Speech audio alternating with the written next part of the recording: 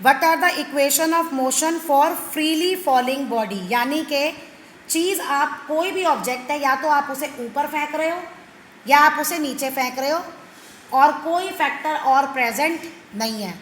अब हमने equation motion की जो थी, इक्वेशन ऑफ मोशंस 3 की थी, 3 इक्वेशंस आर देयर। पहली क्या थी, v is equal to u plus a t, दूसरी s is equal to u t plus half a t square, और third one is v square is equal to u square plus 2as। ये 3 थी ना।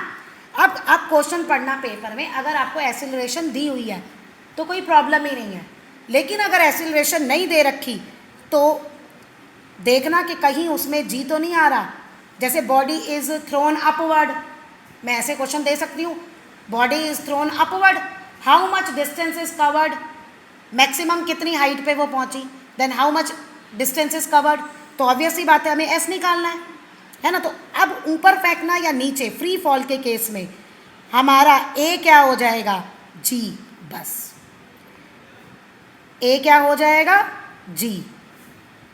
जहाँ जहाँ ए है मैं वहाँ वहाँ जी लिख रही हूँ, बस कुछ नहीं है, और लॉजिक वही है। अब आपको पॉइंट क्या ध्यान रखने हैं, कौन से आपके इम्पॉर्टेंट पॉइंट हैं।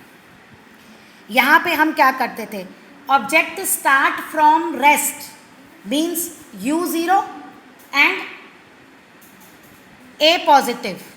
अब यहाँ आएगा when object is thrown upward, यानी अपवर्ड डायरेक्शन में, जब हम ऊपर फेंकते हैं या जब हम नीचे फेंकते हैं, ये 2 केस लेंगे। अच्छा, यहाँ था बॉडी स्टार्ट फ्रॉम रेस्ट और body comes to rest. Body comes to rest मतलब, बॉडी कम्स टू रेस्ट मतलब v0 and a is negative. फॉर्मूले में आप a नेगेटिव पुट करोगे ना। अब देखो ये कौन सा केस है, जब तुमने कोई चीज़ ऊपर फेंकी तो बॉडी कम्स टू रेस्ट है या बॉडी स्टार्ट फ्रॉम रेस्ट है, कम्स टू रेस्ट है। क्यों बोल रही हूँ मैं कम्स टू रेस्ट है, क्योंकि जब आपने ऊपर फेंकी तो वो एक स्टॉप पे जाके रुक जाती है ना, और फिर वो नीचे गिरना शुरू हो जाती है। अगर वो कम्स टू रेस्ट नहीं होगी तो वो तो अर्थ को ही बाहर कर जाएगी, वो तो जाती ही जाएगी। तुमने ऊपर फेंका तो वो अर्थ के एटमॉस्फेयर से ऊपर ही चली जाएगी, बाहर ही चली जाएगी। तो ये हमारा केस है अपवर्ड का, जहाँ पे हम ऊपर फेंकते हैं तो बॉडी चलते चलते रुक जाती है, यानी इस केस में हमारा v0।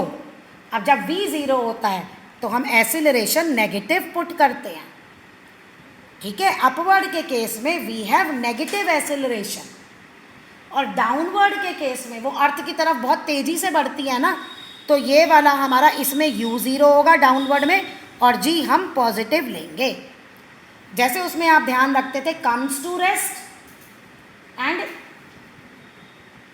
मूव्स फ्रॉम रेस्ट, ऐसे अब इसमें आपको ध्यान रखना है अपवर्ड और डाउनवर्ड, और आपके क्वेश्चंस वो वही रहेंगे। क्वेश्चंस कुछ भी चेंज ऐसे खास नहीं होंगे, ठीक है। देखो अब बुक का ही जैसे एग्जाम्पल 10.3 देखो,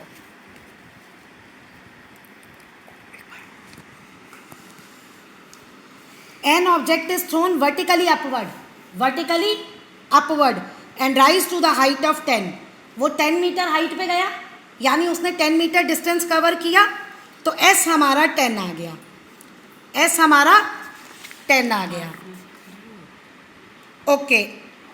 अब था बॉडी मूव्स अपवर्ड मतलब v0, g माइनस 9.8 मीटर पर सेकेंड स्क्वायर। जी 9.8 भी ले सकते हो और जी 10 भी ले सकते हो, एनसीईआरटी में 10 लिया हुआ है, लेकिन मैं आपको कहूँगी कि अगर वो बुक में नहीं मेंशन, न्यूमेरिकल में नहीं मेंशन टेक जी 10, तो आप 9.8 ही लेना, लेकिन अगर मेंशन है तो 10 लेना, ऐसे मत करना। अब हमें फाइंड आउट क्या करना है, the velocity with which object was throne upward, यानी कि v तो दिया ही हुआ है, u फाइंड आउट करना है। तो u हमारा फर्स्ट फॉर्मूले से हो जाएगा ना, v is equal to u plus, नहीं u प्लस जी टी, ये भी नहीं लगेगा, s is equal to u t half g t square, ये लगेगा, g या t नहीं दिया, v square is equal to u square plus 2as 2gs, ये वाला फॉर्मूला लगेगा। क्योंकि v हमें 0 दिया है, u हमें फाइंड आउट करना है 2, g हमें -9.8 दिया है और s हमें 10 दिया है।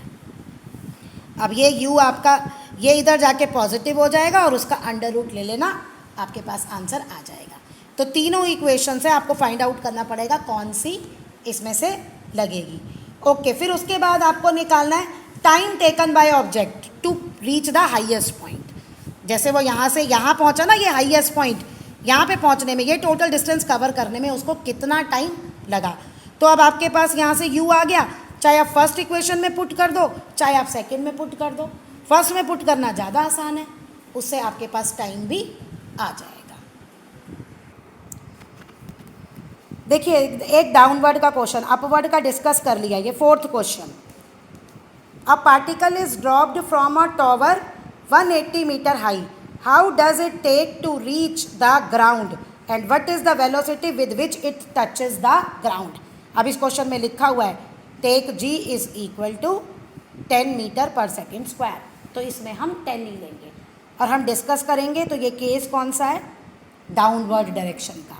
डाउनवर्ड डायरेक्शन मतलब हमारे पास u 0 है और g पॉजिटिव है।